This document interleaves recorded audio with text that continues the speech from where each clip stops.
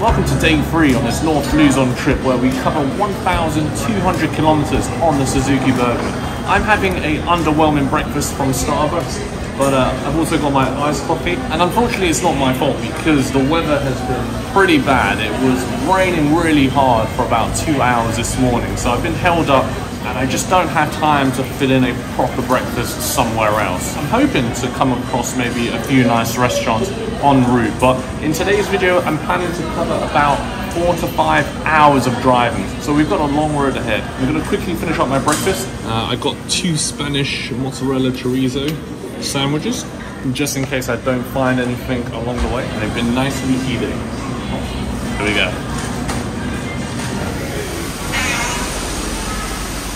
Alrighty, breakfast and coffee finished. I'm going to pass through security now, and I'm going to walk back to the motorbike to set off on this 4 to 5 hour road trip.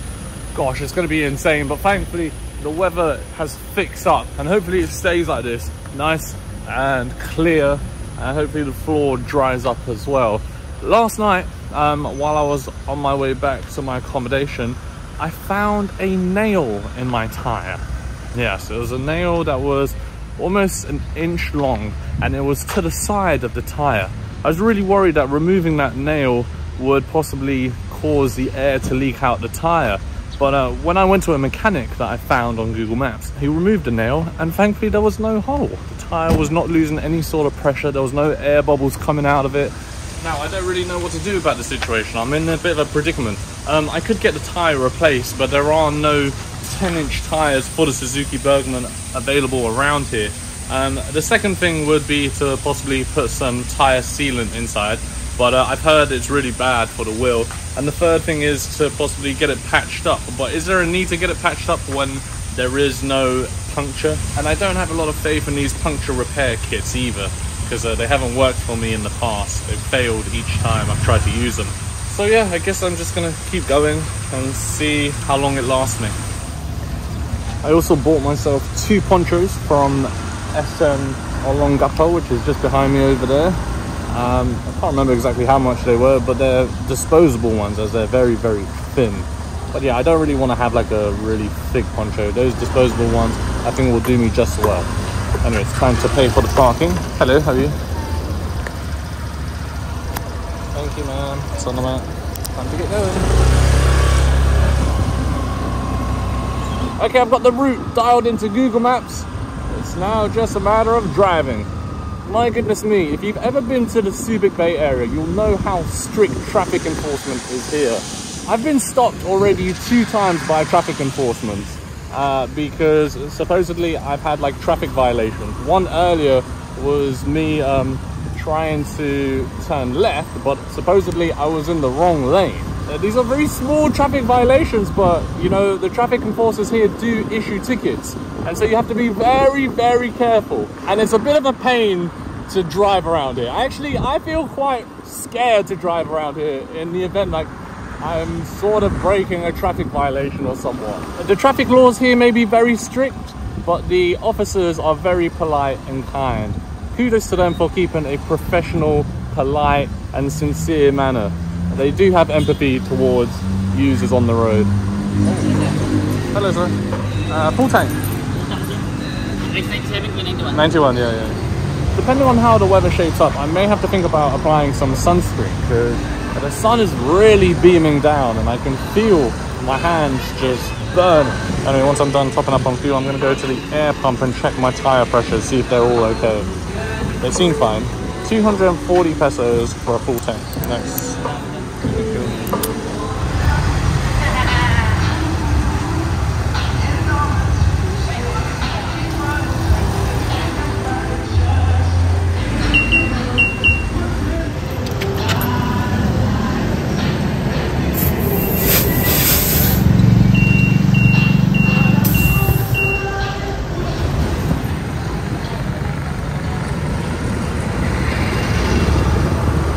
According to Google Maps, I have to stay on this road for 159 kilometers.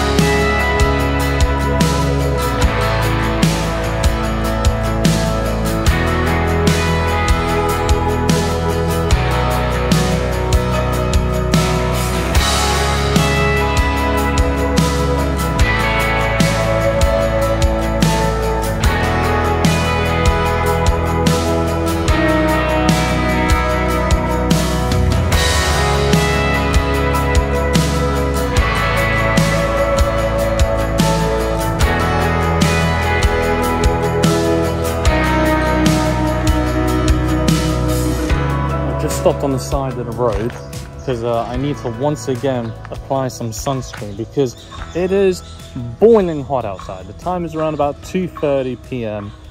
We've almost passed the most intense period of the sun, but I still feel like I need to apply some more. Now my plan is, if we can make it on time, according to Google, we still have about 3 hours left until we get to our destination. I want to stop in a province called Burgos because there's a lot of beaches, beautiful beaches in that area from what I've seen. So let's see if we can make it on time and find some beautiful beaches in that area. Let's keep going.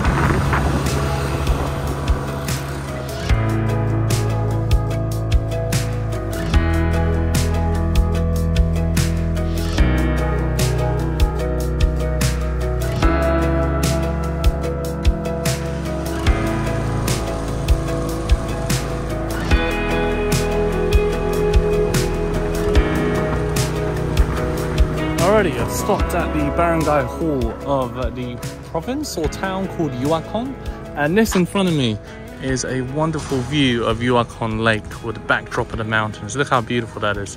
The time is around about 4 p.m. I haven't really had an opportunity to stop much on this road trip as I've just been flooring it. But yeah, I thought I'd take this little opportunity here in the evening sun to show you where I am. Where the barangay hall of Yuacon is. Is that how you pronounce it? Yuacon? It's spelled U-A-C-O-N. It's a basketball court where there's a few people out here playing. I think they're also setting up a volleyball net as we speak under this shelter. But this road trip from Subic to where I am has just been filled with beautiful scenery, as you see here. And we've got about an hour to go until we get to our destination. Okay. Thank you. Well folks, I've taken this side road off the main road because there is a beach that I want to check out in the area. I've just somehow come across it on the map and it's only got one review, and I want to see if it's a hidden gem in this region. This is a proper provincial street, or I should say barangay street.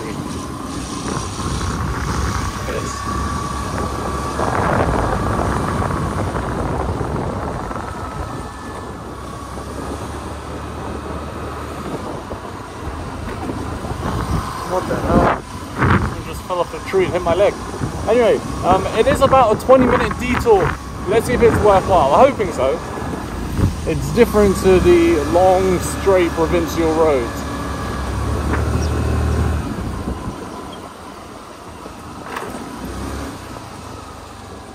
Out the way, buddy.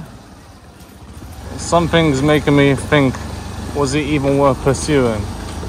But I'm already too deep to give up now. I'm more than halfway, so I might as well follow through.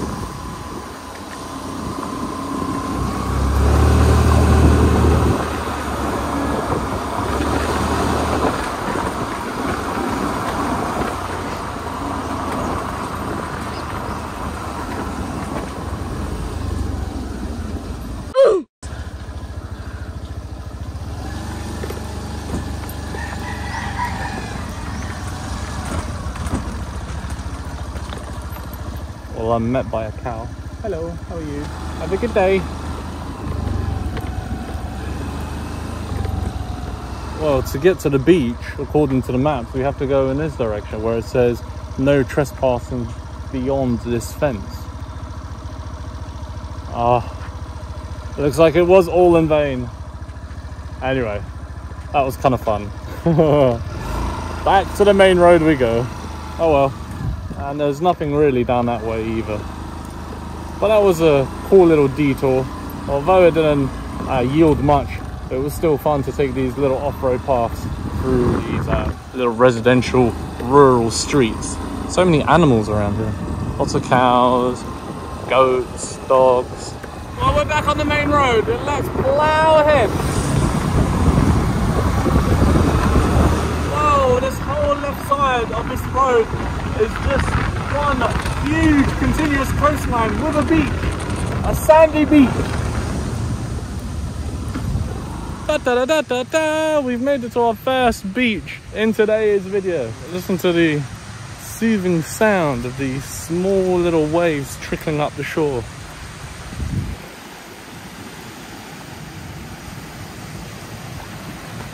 It's not the cleanest beach I've seen, but it's pretty absent of people. There's quite a bit of litter along the shores of the beach. The sand, kind of grey. There's quite a few palm trees that line this part of the beach here, with a few huts, etc. But I'm gonna carry on going. Aha! And there's an infamous karaoke machine just there. All right, let's keep going. Apparently this local area is called Masaisai. Quite a few locals around here. Oh, Magsaysai.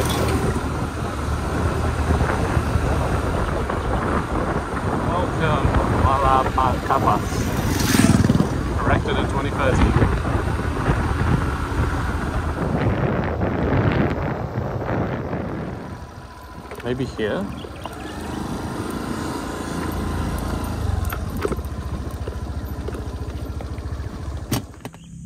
I'm pretty much on one giant rocky portion of this cliff here. Look at this.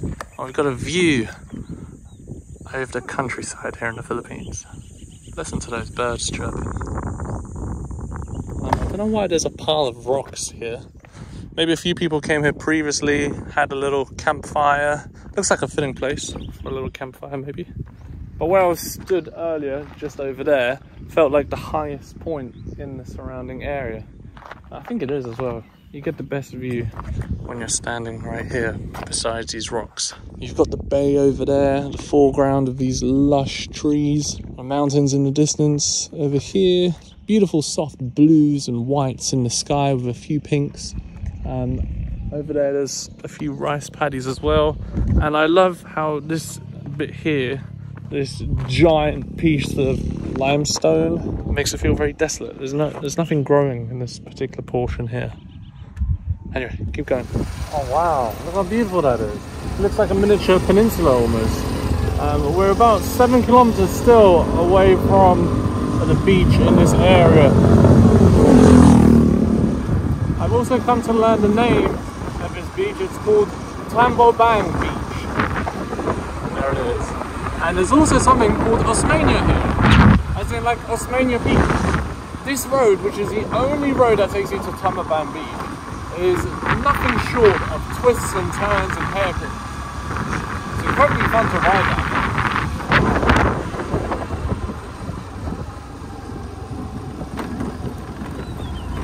A very adventurous road.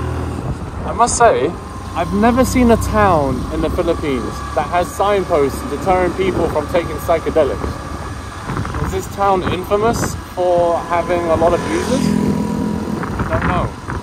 But the amount of signs I've seen here, I've probably seen about a dozen in the short space of about 10 minutes. It's a very beautiful town though.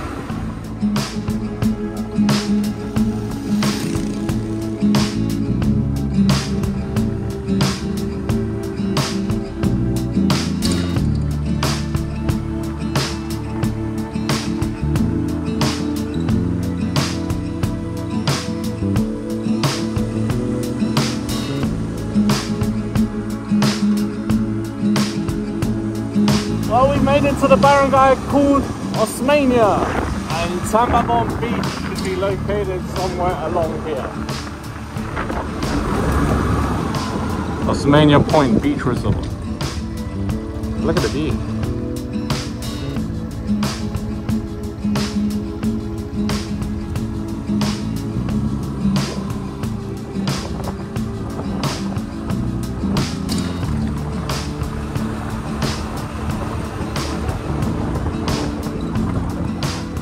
I think Osmania Point Beach Resort is a private resort, possibly, whereas where I'm going to Tambo Bang Beach, that's a public beach.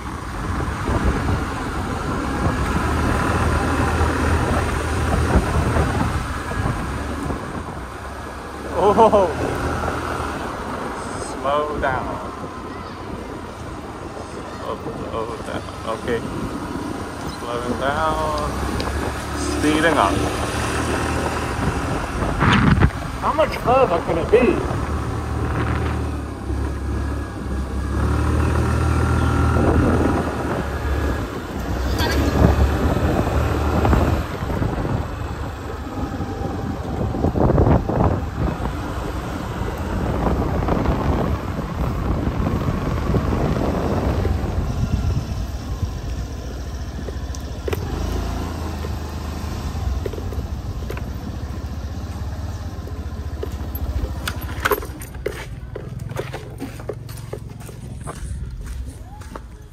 Wow, look at these boats.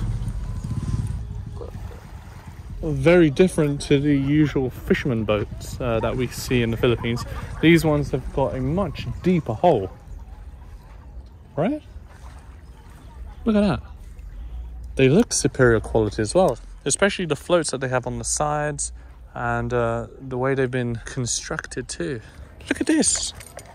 See that? That's pretty nice and cute. Nice craftsmanship. Anyway, we've made it to Tambobang Beach. This is it. I've come to one of the entrances of the beach. I'm sure there are many others. The one I've taken seems to be in the midst of a lot of fishermen boats. Maybe we can walk further down in that direction and see if there's some more beach real estate. This particular fisherman boat here has got a BMW sign on it. And then the one up ahead has got a Lamborghini sign. The waters look fairly clear. There are a few bits of wood that are kind of like floating to the surface, but for the most part, it's mostly sand and little bits of broken up shell. There's a bit of seagrass lined along the beach here. Some more shells that are present. Hello, how are you? And it looks like there are a few resorts along here too. I haven't found myself an accommodation for tonight yet, so I need to get looking before it's too late. This looks very nice. Now, I can't judge the blueness of this water. From the images I've seen on the Google Map pin, it looks really, really blue. So I'm gonna have to come back here tomorrow when the sun is higher in the sky. Wait, are those fish? They swim pretty quickly.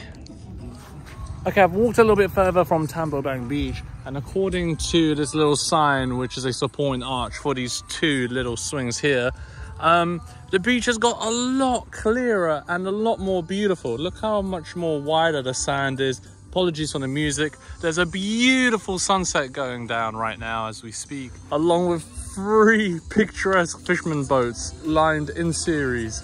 And the waters are even clearer and bluer than before. Well folks, we've spent the last 5 or 6 hours traveling all the way from Subic Bay to here. It's been an incredibly long journey, but also rewarding at the same time. And I think I'm gonna wrap up today's video by the beachfront here. Folks, if you enjoyed today's video, you know what to do. Subscribe to the channel, like today's video, and share it with friends and family. And I will see you in the next video here on the channel. Many thanks for watching, guys. Take care, and bye for now.